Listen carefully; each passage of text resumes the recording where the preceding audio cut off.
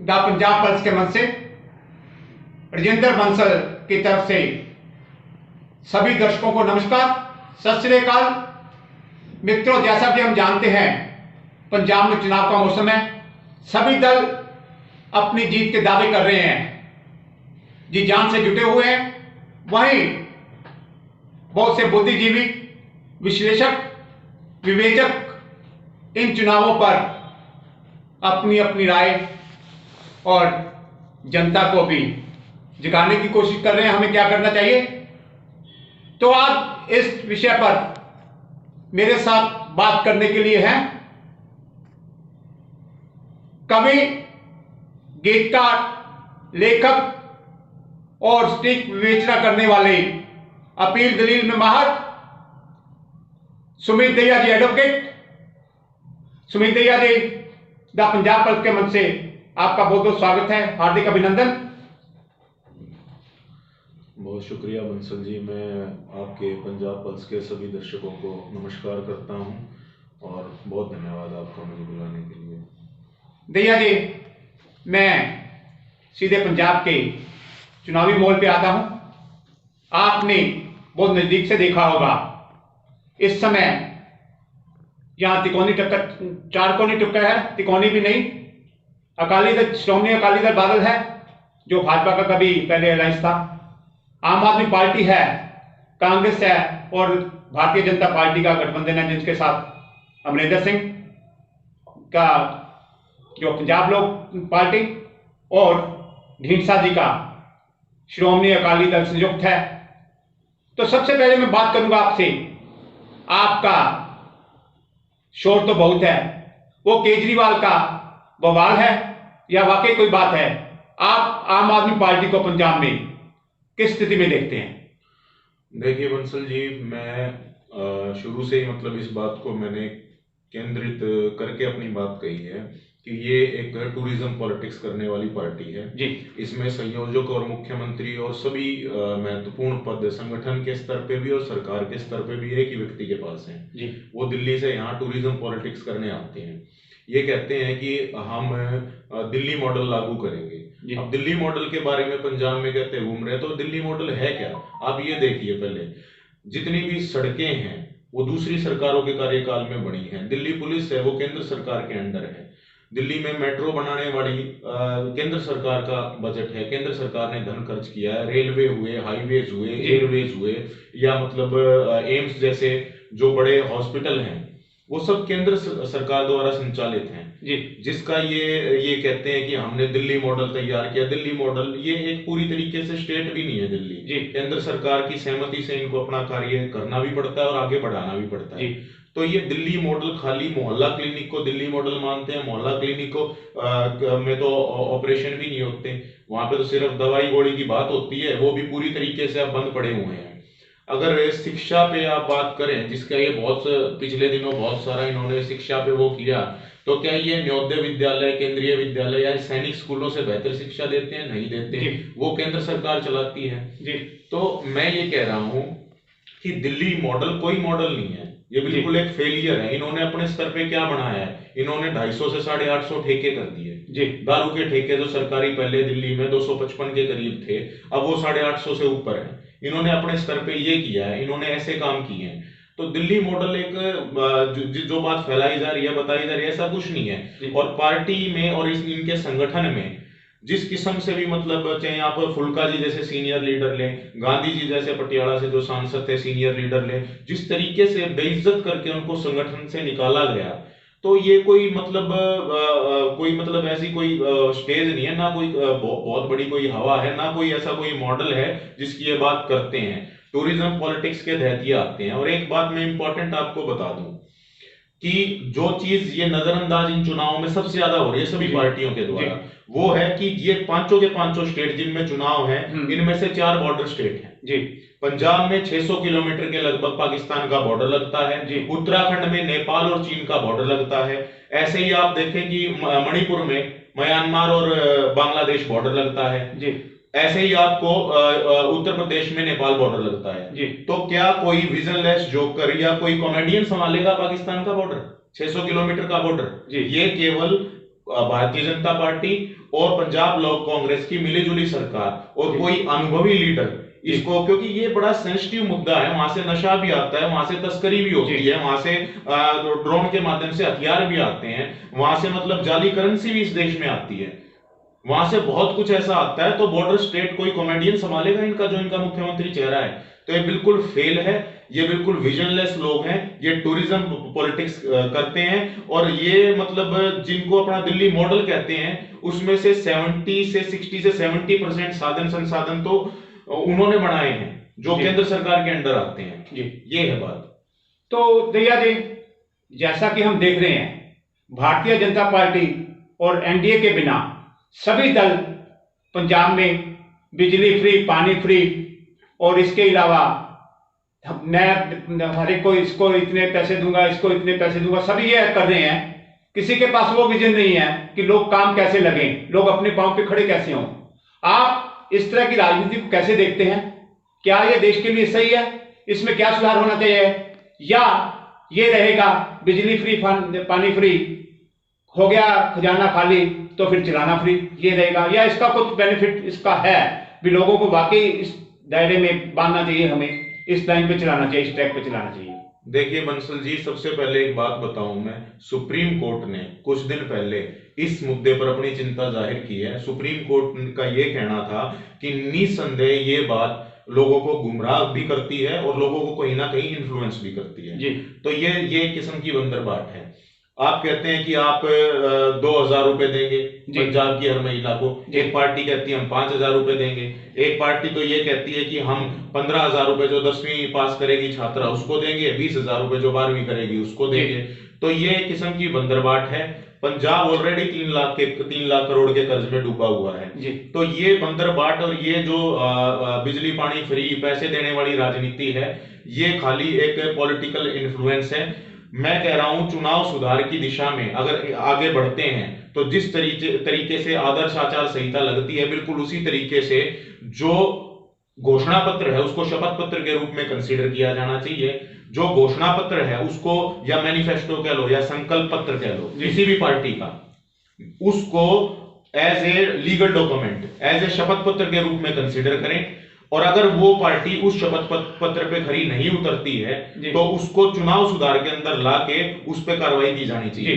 दल बदल कानून को सुधारना चाहिए, जितने दल बदलू हैं इनका कूलिंग पीरियड निर्धारित होना चाहिए। ये किसी प्रशासनिक या सरकारी पोस्टों पे या इनके परिवार का कोई मेंबर एटलीस्ट 5 वर्ष के लिए नहीं जाना चाहिए। ये जो बात है बंदरबाट, ये चुनावी सुधार का हिस्सा है और ये राजनीति नहीं चलने वाली है।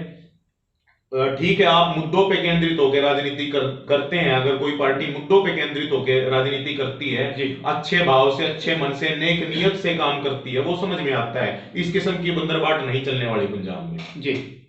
तो दया जी, अब मैं अगले प्रश्न पे आता हूं। तो जैसा कि आप जानते हैं, भारतीय जनता पार्टी इससे पहले श्रोमणी अकाली दल बादल के साथ अलायंस में थी। जितना भी मिला उससे वो संतुष्ट थे, पंजाब के लिए काम करते रहे, हिंदू सिख एकता के लिए काम करते रहे, लेकिन वो गठबंधन टूटा। अब भारतीय जनता पार्टी जो अमरिंदर सिंह जी के पंजाब लोक कांग्रेस और संयुक्त अकाली दल ढींसा जो है वो भारतीय जनता पार्टी का अलायंस है। तो क्या इसका क्या भविष्य देखते हैं? क्या इसमें आप ये देख रहे हैं जैसा कि एक बार हरियाणा में हुआ था, जैसे ही चौटाला से बीजेपी का वहां से अलायंस टूटा तो बीजेपी ने चौधरी बंसीलाल जो अमरिंदर सिंह जी की तरह ही कांग्रेस से अलग हुए थे उनके साथ अलायंस किया, वो सत्ता में आ गए। क्या इस तरह की संभावना पंजाब में आप देखते हैं? क्या इतिहास अपने आप को दोहराएगा?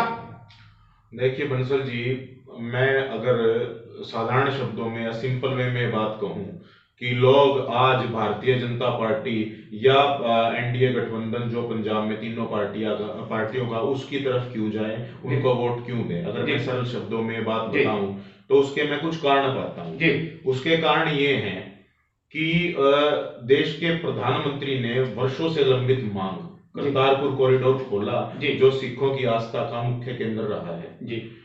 उन्होंने लंगर को कर मुक्त किया जीएसटी के बाहर से। उन्होंने, जो कि सिखों की एक अहम मांग थी, पंजाब की एक अहम मांग थी, उन्होंने लंगर को कर मुक्त कर दिया।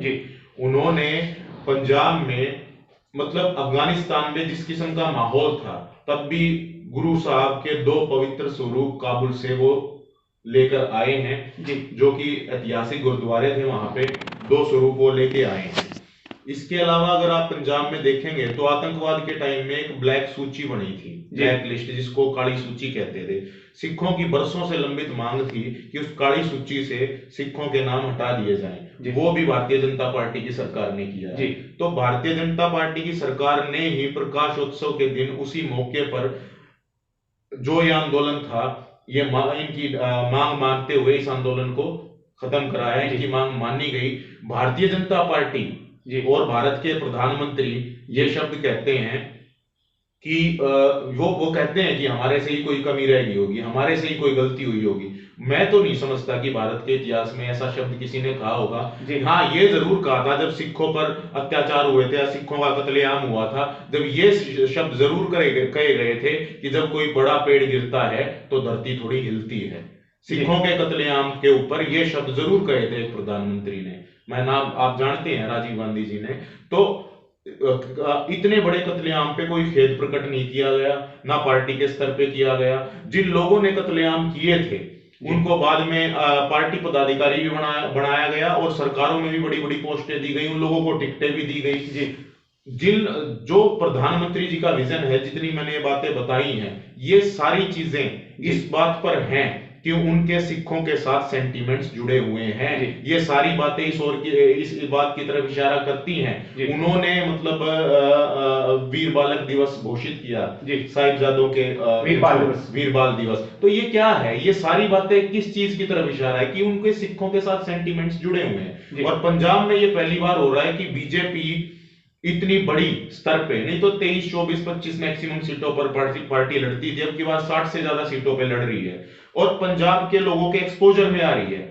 और पंजाब के लोग इस बात को समझ रहे हैं। रेफरेंडम को रोकने वाली पार्टियां रेफरेंडम को खत्म कर दिया है, भारतीय जनता पार्टी की सरकार ने खत्म किया है, केंद्र की सरकार ने। अब ब्रिटेन के लोग भी इस बात को समझते हैं कि प्रधानमंत्री के सेंटीमेंट सिखों के साथ हैं।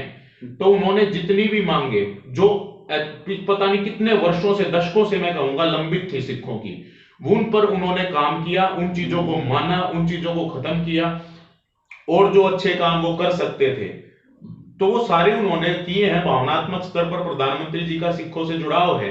और अगर मैं ये कहूं कि तो कोई अतिशोक्ति नहीं होगी या कोई कि केवल भारतीय जनता पार्टी और ये एनडीए की गठबंधन की सरकार ही जो है वो सुरक्षित पंजाब, पहले जैसा पंजाब, जैसा आतंकवाद के समय माहौल था ऐसा ना बन जाए, एक सुरक्षित पंजाब, ना कोई क्रिकेटर ना कोई कॉमेडियन, एक प्रोफेशनल राजनेता बॉर्डर स्टेट की संवेदनशीलता के माध्यम से, संवेदनशीलता को मद्देनजर रखते हुए पंजाब को संभाल सकता है। और ऐसा सुरक्षित माहौल केवल ये एनडीए गठबंधन की सरकार दे सकती है। जी भैया जी, वैसे तो जो एंकर का रोल होता है बिल्कुल रिस्पेक्ट होता है, लेकिन जो सच को भी नहीं कह सकूं तो मैं अपने आप को रोक नहीं पा रहा। जिस तरह के आपने बताया भी सिख समुदाय के लिए इतने काम किए, उनकी इतनी लंबित मांगे पूरी की, ये तथ्य है सर, ये सब फैक्ट्स हैं, हाँ, ये सब तथ्य हैं। मैं वही कह रहा हूँ भी उसी का नतीजा है भी जब कहा जा रहा था भी पंजाब में इक्का दुक्का सिख भारतीय जनता पार्टी के साथ जुड़ते थे, या भारतीय जनता पार्टी ने जोड़ने की कोशिश नहीं की या जुड़े नहीं, क्योंकि अकाली दल के लिए उन्होंने प्लेटफॉर्म छोड़ रखा था। उससे अलग होते ही बहुत संख्या में आप भी देख रहे हैं, मैं भी देख रहा हूं, पूरा पंजाब देख रहा है, बहुत से सिख आए हैं। हालांकि मेरे को एज ए एंकर बात नहीं करनी चाहिए थी, लेकिन फिर भी मैं अपने मन की बात नहीं कह रहा। अब मैं अगले प्रश्न पे आता हूं। जो अभी बजट आया है, इस बजट का आप पंजाब के चुनाव के ऊपर क्या प्रभाव देखते हैं? देखिए, बजट मैं अगर 4 लाइनों में बताऊं तो ये कोई बहुत लोक लुभावन बजट नहीं है। ऐसा नहीं है कि 5 राज्यों में चुनाव है तो उसके मद्देनजर लोक लुभावन बजट है, या कुछ ऐसा कि मतलब उनके वोट लेने के लिए कुछ तत्काल मतलब जो है ना बेनिफिट दिए गए हैं, ऐसा कुछ नहीं है। बजट जो है वो लॉन्ग टर्म के लिए है, 25-30 साल का एक विजन डॉक्यूमेंट के रूप में है।